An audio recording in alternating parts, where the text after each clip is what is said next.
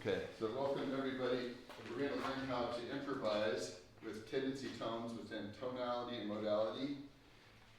And I can't tell if I'm even in the video. Can you check mine? But let's see. Let me just stand over here. Is that good? Yeah. Okay. So on this cover page right here, we have a little picture I call the tonal house. So we have the tonic, which is your most restful place in the key. And then you have the tonic triad, which is like the house. So your most restful place is probably your bed, hopefully. Hopefully you have a good bed. And then if you took a nap on the sofa, you'd probably feel comfortable. And then the pentatonic scale is more like your yard. There aren't any tendency tones in the pentatonic scale. The pentatonic scale isn't just any 5 notes. It's if you took a stack of fifths, perfect fifths, and you put them into one octave, that's the pentatonic scale. So the Japanese 5-note scale, the Hirajoshi scale, is not technically a traditional pentatonic scale because it's not based off of stacked fifths. Oh, so which are they if you were going to pick a key and then tell us? I'll show you on the piano in a second. Yeah, and then, so if you add, in major, if you add 2 and 6 to the tonic triad, you end up with the pentatonic scale. In minor, it's 4 and 7. But and that actually applies to 3 different modes for each. We'll get into that. The diatonic scale is adding the 2 tendency tones.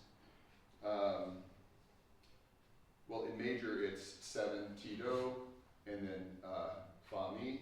So those are the 2 tendency tones in major. In minor, it's 6 to 5, and then often we have harmonic minors because we don't have a leading tone otherwise. Harmonic and melodic minor give us the Ti-Do. And then also scale degree 2 is a half step to 3, which accounts for, in minor, which accounts for a lot of the modulations to the relative major because that's the leading tone into the relative major. So, and then the chromatic scale. So the diatonic scale will be like playing basketball in your street. You're not going to be taking a nap in your cul-de-sac probably, right?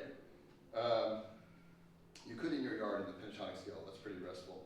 Chromatic notes outside of the scale are exciting, they're colorful, but they're not restful, right, by definition, and we want to find a way to relate them back to the scale smoothly, usually by half-step resolutions, to the scale and ideally back to the tonic triad if you want a really stable resolution.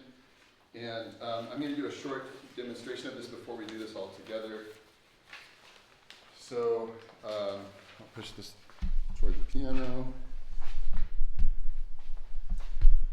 Okay, so I was thinking we could do it in, I did some of my videos in F sharp because the pentatonic scale is really obvious in F sharp, but here we go. I'm going to do it in C because that's an easier key to conceptualize in for a lot of people, I think. So if I were to improvise just melodically on the tonic triad, so first actually let's do this vocally as well, or no, I'll just show you first. So just getting the tonic in our ear. And there aren't a ton of melodies with just the tonic triad, except for bugle calls. Do you know why bugle calls are only on the tonic triad? Because of the overtone series? Because of the overtone series. They don't have valves, and so they're limited to the overtone series. So you'll have lots of bugle calls with just the overtone series, with just the...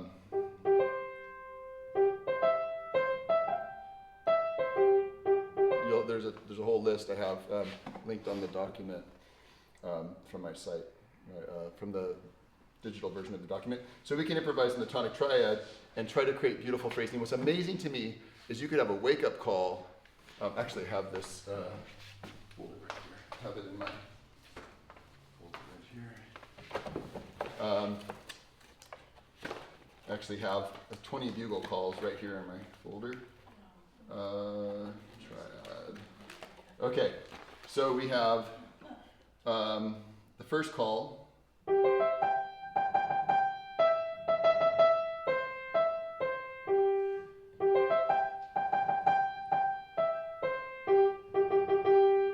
Or that's the first call for the people who... Beetlejuice in the 4th. What was that? I'm taking Beetlejuice in the 4th race. Oh, it sounds like a race. Yes, it sounds like a race call. Okay. So,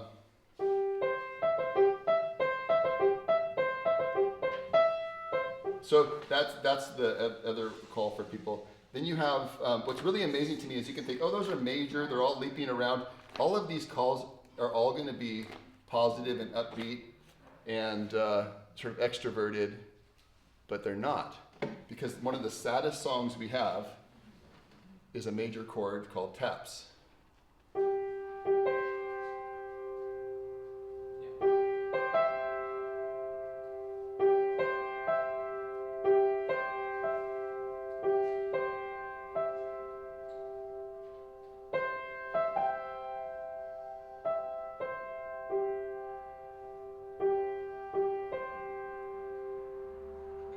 That's played at a funeral of a serviceman. That was played at my dad's funeral. And it's there's a sense of honor and grief at the same time, and it's in major. And so what's interesting is how can you have a sad song in major? Danny Boy's in major, and that's sad, right? And so it's not just the fact that you're in major, it's the phrasing, right? It's the cultural association. And it's the associations on top of that, right? So that's interesting. So we can improvise. You can encourage your students, just improvise with the tonic triad. Find your way around the tonic triad. And if you're training their ear, if you have them sing, we'll do this with singing, then they start to, rather than just thinking of this, of singing, sight singing as, how do I make my way up and down the scale? They're hearing where they are within the tonic triad, which a lot of the melody notes will resolve to those notes anyway. So, okay, I want you to, so if we were to make up a new bugle call, give me a name for it, like let's go eat bagels, or what's the Let's go eat bagels. Let's go eat bagels. Okay, let's go eat bagels. Let's try that.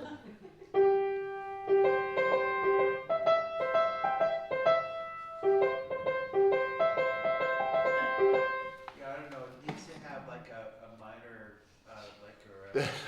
Well, we can't do minor with the overtones. Okay, and then there's a ton of songs that are in the pentatonic scale, including Amazing Grace and Auld Lang Syne.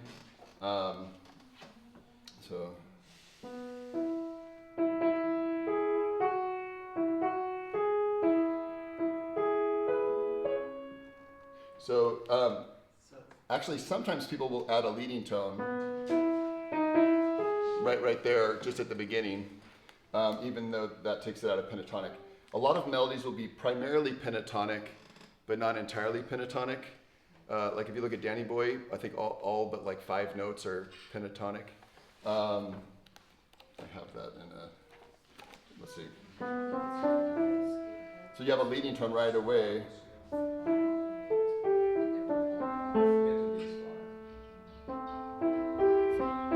There's scale to 4. But you notice it's mostly leaping around in the pentatonic scale. Okay, so we can improvise pentatonically. 6 will want to go to 5, and 2 will have the tendency strongest to go to 1. Let's think of 1 as a big magnet. And going down, they said way back to the Fuchs's Gradus ad Parnassum, the book that all the famous composers studied in Europe. They said, well, why do notes resolve down instead of up? Gravity. That's been their long-term answer from that point, was gravity. We have this sort of association of things going down in entropy, like entropy, down in energy, right, losing energy. So it's easier to resolve down than it is to resolve up. If you resolve up, it's a little bit uplifting, right? It changes the mood a little bit. Plus, I'd like to think of 1 as a really strong magnet. So you can, and 5 as a medium magnet, and 3 as a smaller magnet. So if we improvise in the pentatonic.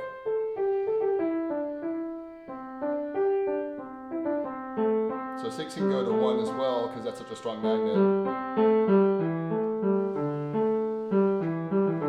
And you can also resolve notes late, like say if you want to play,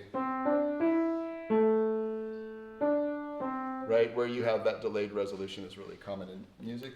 And then we move on to the diatonic scale, and there's countless melodies in the diatonic. But if we add 4, it resolves to 3, because it's a half step from that magnet, and it has gravity on its side. 7 will go to 8. Even though it overcomes gravity, it's the strongest magnet, and magnetism can overcome gravity. So I'll improvise in that briefly.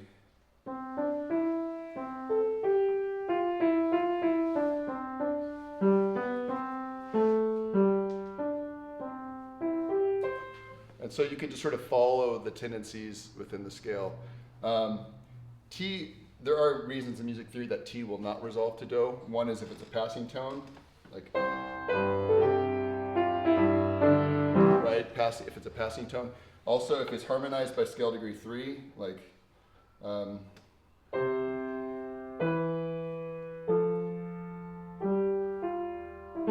so the reason for that is 3, if you harmonize T with 3, you end up with a perfect fifth, which stabilizes it, right? Or if it's the 7th of a chord, often it'll go down like this, right? Mike knows that, right? But if it goes straight down, it doesn't offend us so much because we're used to 7ths resolving down, even if it's the leading tone, especially in a sequence. So anyway, if we were to do chromaticism and we resolve the chromaticism back to the tonic triad, let's say we focus mostly on a tonic triad and add some chromaticism, it's going to sound like video game music, like Super Mario Brothers. So if I just focus on these notes,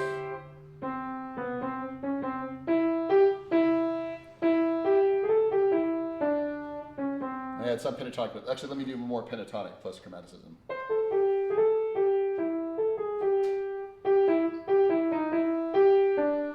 Right, so it has the innocence of the pentatonic scale, that wholesomeness, right, with the color of the chromaticism. So it's bleeding that, but if we could also do it diatonically, of course.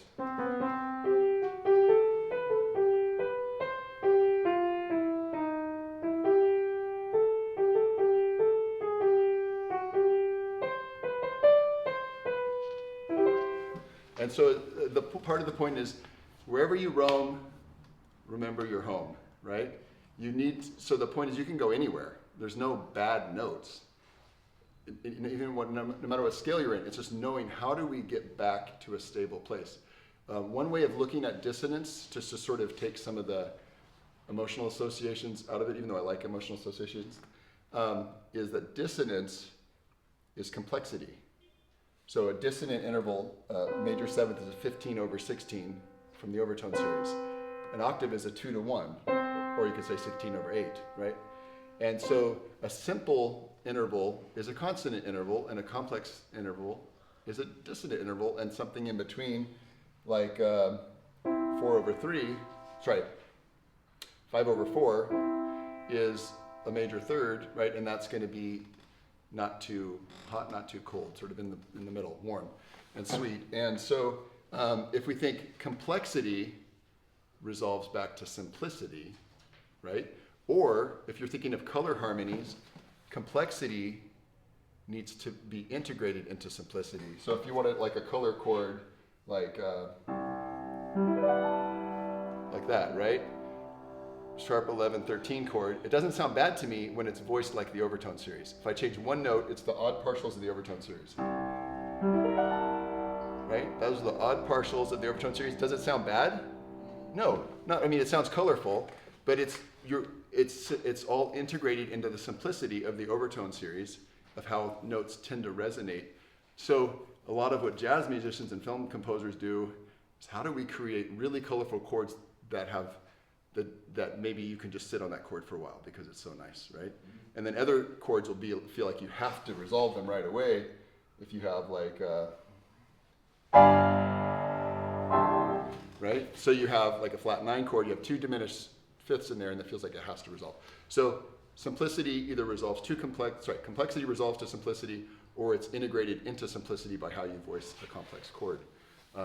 So let's go ahead and work through this as a group, and then we can have people like solo. We'll try to do it vocally and see. Let's see. I got to get this back where I can see you all. Okay.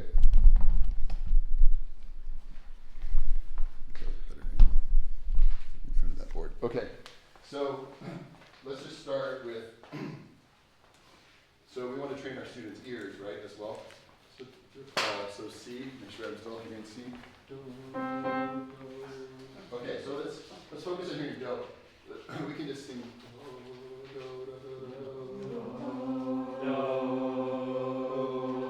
That's good. You guys are really nice in tune. Okay, now let's try to find So, because that's a 3-to-2 ratio. It's a very solid interval.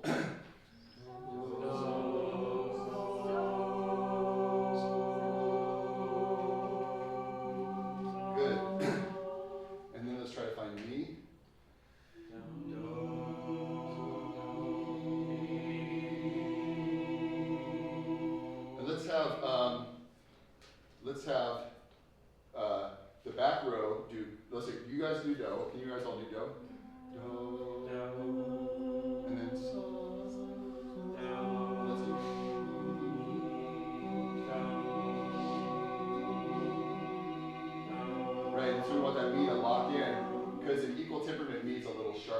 14th sense sharp. So if you hear it like sort of rest in there, then you're hitting just intonation better. Let's do that one more time. So do,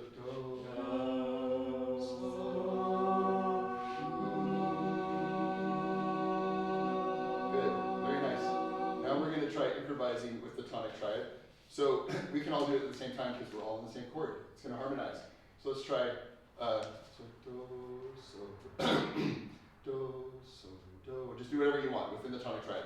Do, so, mi, do, so, mi. Just anything you want with it. You can repeat a note or hold a note. Do,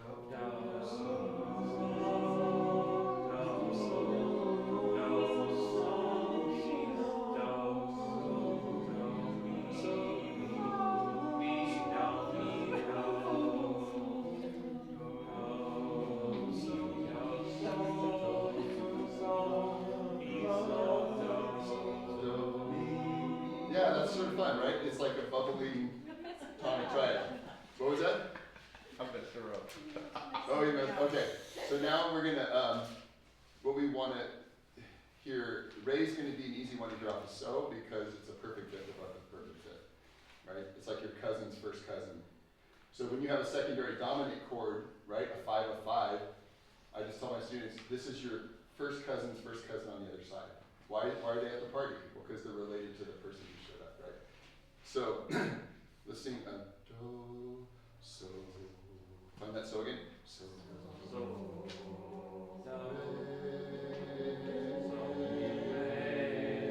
And then you can get a re that locks in rather than one that's just somewhere above do, right? We want it to lock in harmonically. There's a book called The Harmonic Experience, and one of my teachers at UCSB who taught Indian classical music, Scott Marcus, he said you need to use a drone and you need to learn how to hear by these stronger intervals, not just going up and down in a scale. And that's what your training picked for me. I was teaching ear training, and I had the students do it, and people could sing. We learned how to sing the overtone series up to a certain degree, and like we really pushed our ears because we're hearing resonance, not just trying to go up and down randomly. So yeah, wasn't that cool? So we were trying to go up and down the overtone series and trying to hear different harmonies. And we got to the point where we could sing in just intonation and have a piano equal temperament at the same time, and it still sounded good. Whoa. Yeah. But it takes a while, but if you keep challenging yourself, it's fun. All right, so we're going to add la. This is a harder one to get by ear. It's easier to get off of fa. So do, fa. Now try to get la off of fa. You're going to go for la, I'll get fa.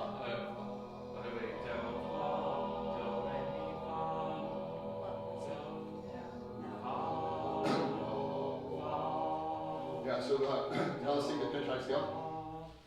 Do, re, mi, so, la, so, mi, re, do, la, so, la, do. Okay, now we'll try improvising it. Keep in mind, re is a whole step for mi and do. So it's going to have like a slight tendency that it has to go home. It's not like urgent like a leading tone, right? And la is a whole step from so. So it's like la wants to go to so, but it's not urgent either, right? So let's try improvising in it. Do, re, mi, so, la, so, mi, re, so,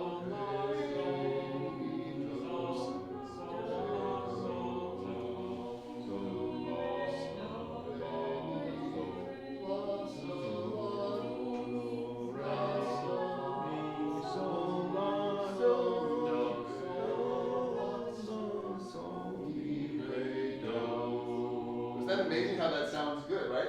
But we Because- don't hear it. You know what? We can't hear the choir. You can't hear the just choir. I You hear yourself. hear myself and Mike. Oh, you hear the people next to you. I could, from my position, I could hear everybody. But we're all referencing, like if you have a drum circle and you have somebody with a giant drum hitting a steady beat. Like even if people subdivide it in triplets and someone at 16th notes and someone uses syncopation, if you're all referencing that same pulse, you have that same reference point, it's going to work well. So if we have the same reference point in the tonic note, the tonic triad, and then we're in tune with each other, it's amazing how it can sound pretty good, right? Okay, so now we're going to add the tendency tones. This is where we get the minor seconds, the mi to fa and ti to do, the major sevenths, which are inversions of those, and the tritone from ti and fa, right? And that's where you have a lot of the tension in the scale. So, so let's find ti off of so and re. So if we do do, so, re, ti. You want to hear it lock into the dominant chord, not just somewhere below do. Do, so, re, ti. Do, re, ti. Now that's a more, so street players will try to have ti be, there's different ways they'll play ti. If they play it as part of a 3 chord or a 1/7 chord, they're going to play it like that note you just heard. If they want it to push up to do, they'll raise it a little bit, right? And so that's called expressive intonation. You shift the tuning to increase the tendency tone, enhance the tendency tone. And we can do the same thing with fa. So if we do do, go a fifth down below the perfect fifth, why is,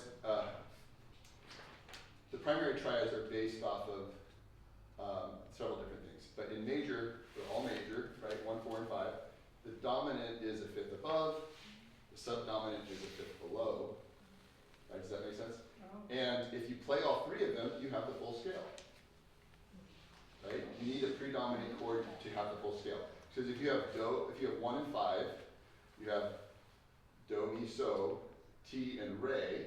We're missing fa and la. If we have a 5/7 chord, we have fa. We don't have la. So predominant chords are necessary not only to lead into the dominant, but to fill out the scale. So when you hear 2-5-1 or 4-5-1, you're hearing the full scale with 3 chords. You know that? Isn't that cool? That's cool. So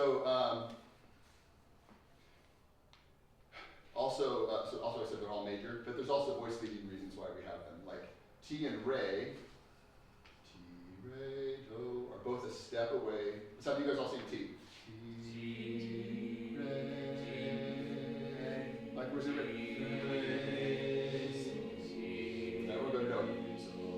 So that's where the cadence came from. You have 2 people, you have 2 voices walking home, and a voice below them harmonizing. And that's the only one that harmonizes from below. You know, la won't do it, that adds a dissonance. Fa adds a tritone. Mi adds a dissonance between re, right? So that's the only one. So that's where the dominant chord comes from, and that's where the perfect authentic cadence comes from. Everyone wanting to go home in the smoothest way possible. So let's sing, let's all sing. So, ti, re, do. So, ti, re, do. And if we wanted at a cadence to have one of the voices go, just hold so, so, then we would have a final chord that has do, so, do, but no third. They were fine with that in the Renaissance because they wanted that stability. But in the Baroque period, and that's why when you look at the book Gradus ad Parnassum, the 2 people that are talking, one represents the teacher represents the Renaissance tradition, and the student represents the Baroque tradition. It was written, I believe, at the beginning, during the Baroque period. And the teacher said, oh, we can have this fifth here, and the student's like, but I want the third. So they wanted the warmth of the third. How do we get to the third? From so, we will resolve so can jump to mi, but that's not very smooth. So, fa, mi is where we get the 7th chord. So let's try this. Let's have Mike and Steven do so. And let's have this. Let's have you two.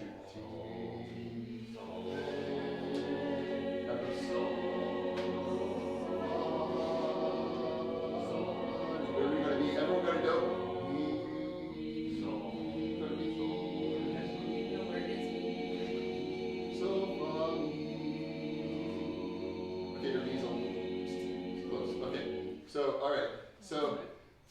So the dominant 7th chord came about as a passing tone to get to me at the cadence.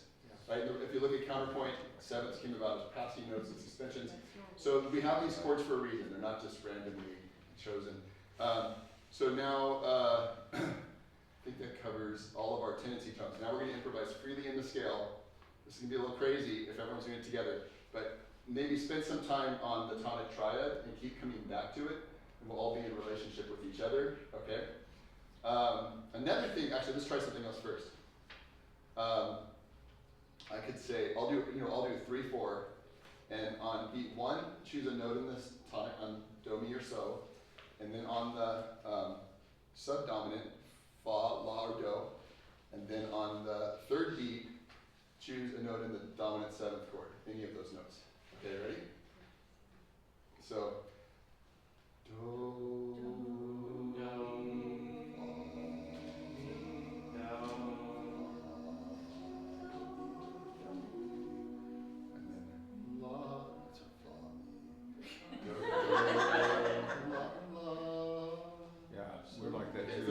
too hard. We're in the same. We're in the same boat. We should just do do and let's do the 1 and 5 chord. Okay, ready? So do, ti. So on that beat, do a 5 chord. You ready? Do, ti, do, re, fa, mi. That's right. So do, so, do, ti, do, re, mi,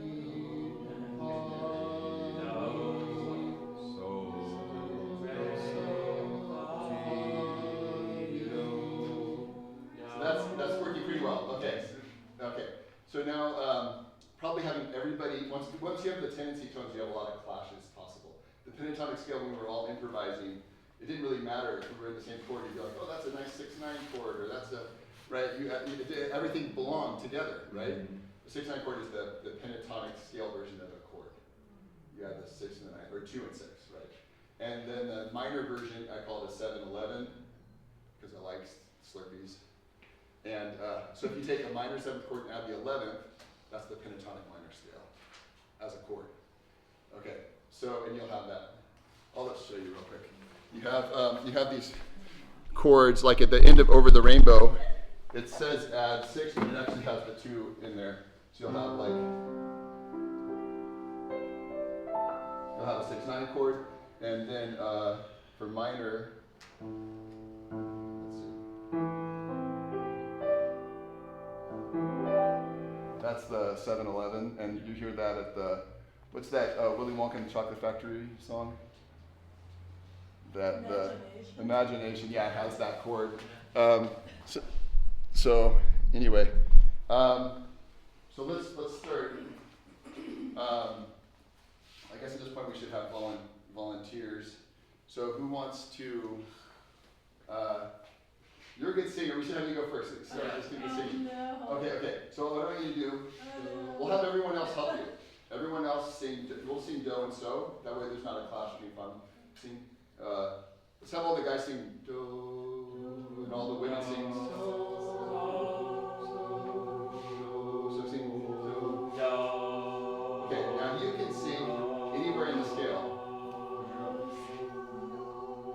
Or do you want me to show you first? Yeah, just hold so for me. Yeah, keep going.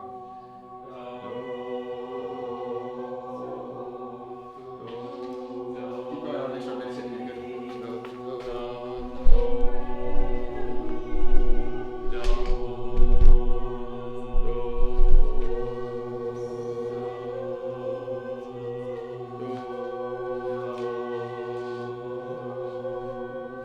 Nice job. Yay, good job. What do we do? So she was singing anywhere in the scale, and we were holding 1 and 5 for her. So if you can always, in shin hearing analysis and in ear training, if you can always hear 1 and 5 in your mind, then it'll always anchor you back. So technically, if you modulate, you're supposed to hear the modulating key as its own key, but also as how that's going to relate back to the home key. So there's you're sort of starting hearing more layers, which is difficult. But if you can keep do and so in your ear, everything else makes more sense. It's like a drum. So let's see, does anybody else want to try that? Oh, you guys all try it. So let's see, you guys sing do, what is it? So.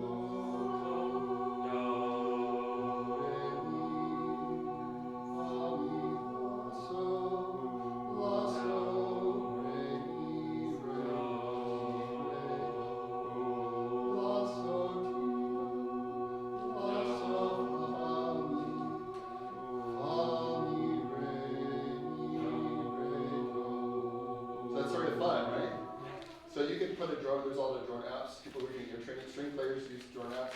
You use a drone and then you just start singing with it to train your ear to lock in. I don't know if wind players use drone apps. You do? Okay, so it's a great way to train your ear because you're hearing relationships, right? Rather than just hoping you're still in tune, right? It'll be hard to get, when you get out to tune, you'll know it right away. You'll hear yourself clashing against the drum. So it's a great way to train your ear. You can just wake up in the morning when you do the dishes or make your tea or coffee, just start singing with the drone. So let's see. We could also do chromaticism. So chromaticism, well actually before we go to chromaticism, let's go into modes related to major. So you could call these the major modes if you want to. I've seen it referred to that way. The modes that, so here's the thing that's crazy. 3 of the 7 modes have the same major tonic triad. That's probably obvious, right? They also have the same pentatonic major scale. So do, re, mi, so, la are all in Mixolydian, Lydian, and of course major. Isn't that crazy? The ones that change are the tendency tones. So in Lydian, you'll have fi, so, instead of fa, mi. And in Mixolydian, you'll have te, la, which is not really much of a tendency since la is not a big magnet, right? It's not even in the tonic triad.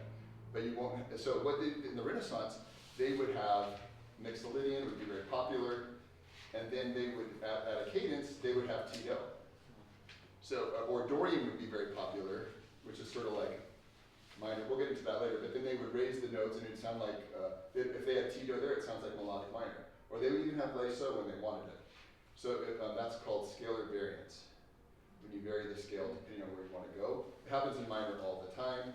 It also happens in other modes. They called that musica ficta. Have you heard that term before, musica ficta? Those were the notes that weren't in the score, but they knew how to perform them to throw in the accidentals. You've heard that word before, probably? Musica ficta. So, okay. So we're going to try Lydian, the brightest of all the modes. So let's try, first let's remember our pentatonic scale. So it's bright because it has not only major, but fi, so, everything, right? And it also, the tendency tones, yeah, fi, so, and ti, do, give it uplifting, as opposed to Phrygian, which has ra, do, and la, so. Okay, so ready? So we're going to sing, let's just get the pentatonic scale back. Do, re, mi, so, la, do, la, so, mi, re, do. One more time.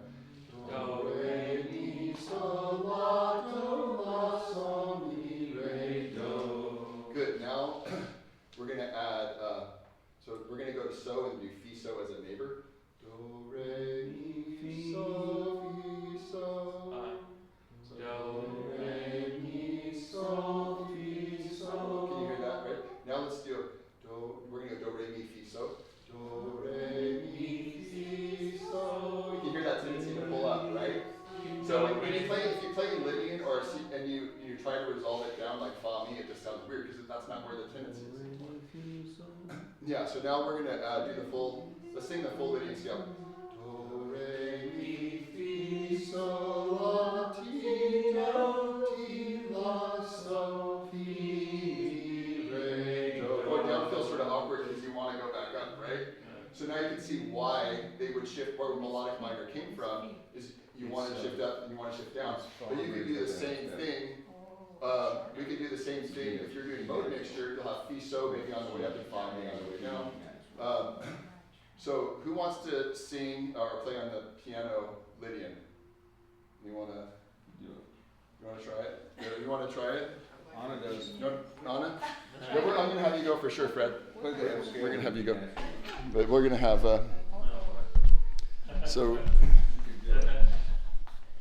let's think, thank you. So just start by, let's just start, just improvise with those, just the tonic triad.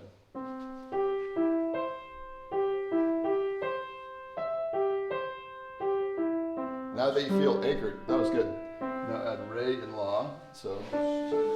To the same? Yeah, listen to where they want to resolve, yeah.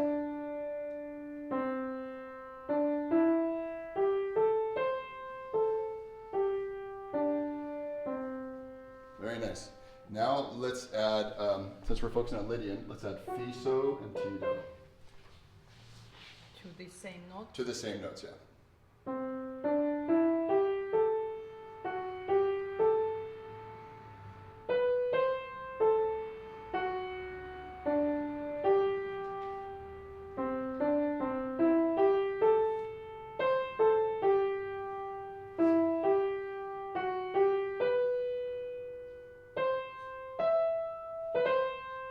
Wow, isn't that good?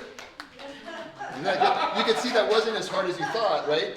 And the reason it's not as hard is because once you anchor your ear and your mind on that tonic triad, the pentatonic scale, and you see where the tendency tones are going, then even when you did fi, so, do, fi, so, fi, re, so, it's like we knew it was going to resolve eventually, and when we heard it, we were satisfied, right? Yeah, so even if you don't resolve notes right away, we tend to, like in Somewhere Over the Rainbow, he doesn't resolve it until the next measure, right? But we know it's going to resolve, and it does. If he just did this, we'd be like, what? Right? So we want to hear those tendency tones resolve typically, unless we have a reason for them not to. Stabilizing them with a perfect fifth, making them the seventh of the tonic triad. But that was awesome. Okay, yay! So now we're going to have someone come up for Mixolydian. Or we should, let's sing Mixolydian first. We'll get this. Mixolydian, okay, here's something I put on the sheet, is there's modes that are brighter and modes that are darker, right? So you get that Lydian's the brightest mode, Phrygian is the darkest usable mode. Locrian's darker, but it doesn't have a perfect fifth, so it's very unstable. And it's hard to be convincing and not make it feel like it wants to resolve somewhere else. My jazz teacher in college said, if you want to write in Locrian, you have to hold a drone for it to be convincing.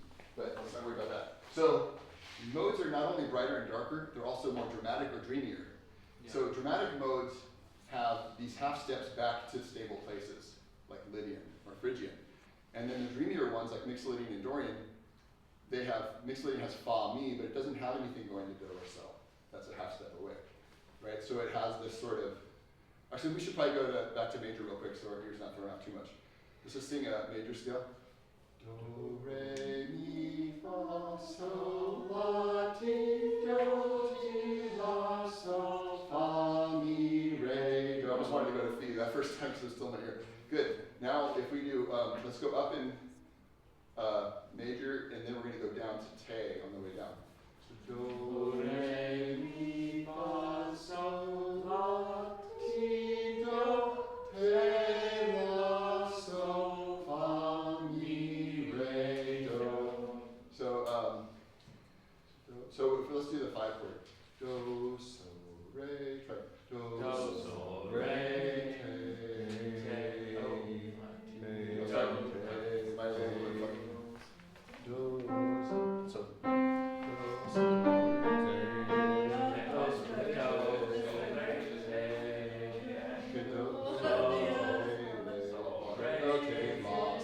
sort of weird going do, te, la, so, re, si, do, te, la, so, right? So if you have, so the 1 chord, so let's sing Mixolydian going up and down. I'll use the piano to help us because I think our ear's going to want to resolve. Yeah, a lot of like medieval type music. So when we have te, now all of a sudden our dominant chord is minor. Right? That sounds very. It has a warmth to it, but it has a little bit of a darkness like tinge, but it doesn't have that. It doesn't have that sense that we have to go home, right? It's just very. We can go home. We don't have to go home. It's a little more dreamy, right? So I was working on a common Mixolydian progression is. Okay, first of all, you could use the 5 chord, so like 1, 4, 1, minor 5, 1. But because to get, if we do 7, 4, 1, we end up with a stack of 4ths or 5ths. So I'm working on a progression that goes 1, minor 5, 7, 4,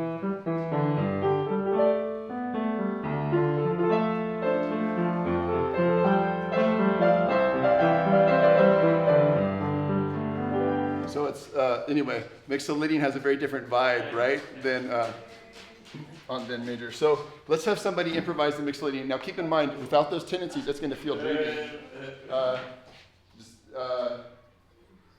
Should we, and you have to go soon? I do have to go. I'm so sorry. You're so a fount of knowledge. You have so much knowledge. Oh. It's just so unbelievable. Oh, well, Yeah. thank you. It's fun. Yeah, it's fantastic. So who wants to go try it in mixolydian on the piano? Or you want to try it? Steven, you're ready to try it. No. Think about it. But mixolydian can be G to G white notes, or it could be in any key. You can have mixolydian. Well, Let's do C mixolydian. C mixolydian. So let's have you do the same thing that. Let's see. So just do first of all. Let's play improvise in a C chord. Okay. Okay. C. Okay. Yeah. Okay, good. Now pentatonic. So add La and Re. Okay. Okay. Okay.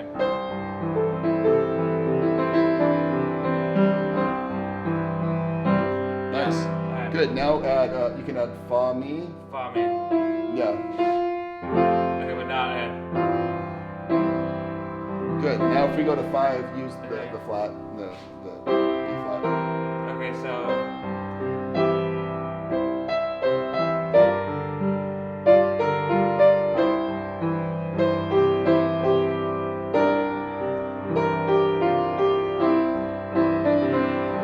See how it has a very different mood? It feels like a movie. Yeah.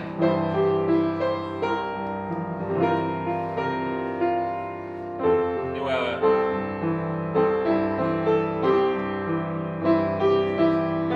oh yeah. Isn't that cool? That's it, yeah. So what's interesting is because it's darker and it doesn't have the same tendencies, Yeah. and you have a minor 5 chord, Right. even changing one note, it feels Oh, like the minor. Yeah, you have the minor. Right, you have it. Right, Yeah, it feels uh-huh. like you're in a different world. Okay. One note changed because it changes some of the chords in the scale, it changes the Interesting. tendencies, right?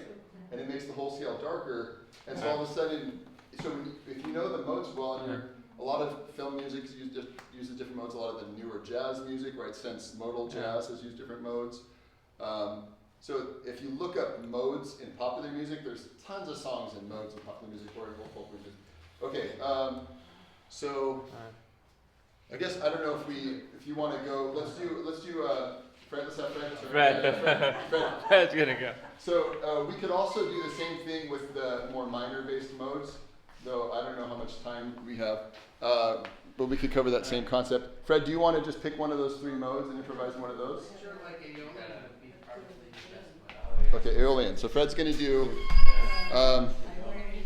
Aeolian, which is also called natural minor. And let's all sing to get our ears. Sorry, trying to get this. So what? stabilized. It's going to be Aeolian starting on A, We can do Aeolian on A. Yeah. or Let's do that. So if we're gonna do an A, we need to retune our ear. So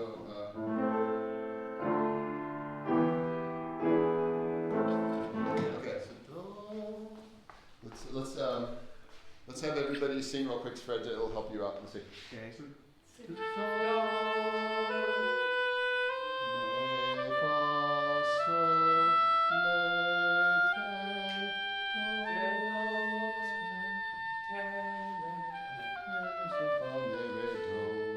Good. Now, Fred, let's make this easier, and let's have everybody sing. Do. Everyone else except for Fred, of course. We could start lower because it's not good to sing maybe it's a little high. So should we start at No, do you're it on fine. D? No, you're good. No, you're good. We'll adjust. Do. We're shifting to. We could do that. We're shifting to A. Aeolian on Aeolian's the same as natural minor. Yeah. Yeah. Okay, we're good. So Aeolian. So Why don't you make something up? okay, guys, sing Do. Fred, go over to the beat. Fred. I can change the camera. Do, so. Well, let's warm him up just before we get into the full thing. I just want him to warm up slowly. So Fred, Warm up slowly. yeah, sing. We're gonna sing Do, so. Everything Fred does. Fred, I want you to improvise with just the tonic triad. Just do, me, so. Do. You guys all sing do,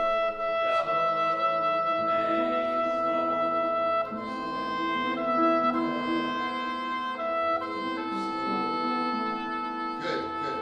Now add do, me, fa, sol.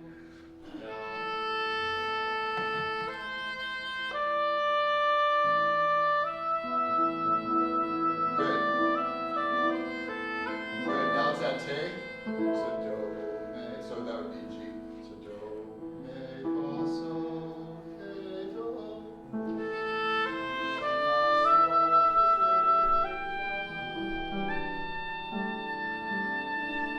Good. Now improvise with just those 5 notes.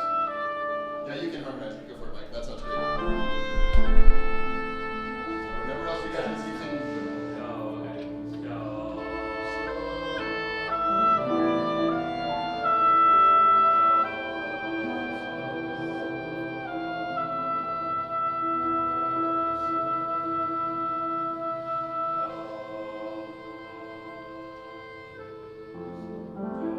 That is so pretty. Now let's add, we'll add the tendency tones. So we'll add, do, so we'll add re, right? Do, re, me. So that'll be B. And then we'll also add F, right? So lay. So do, re, me, fa, sol, lay, so.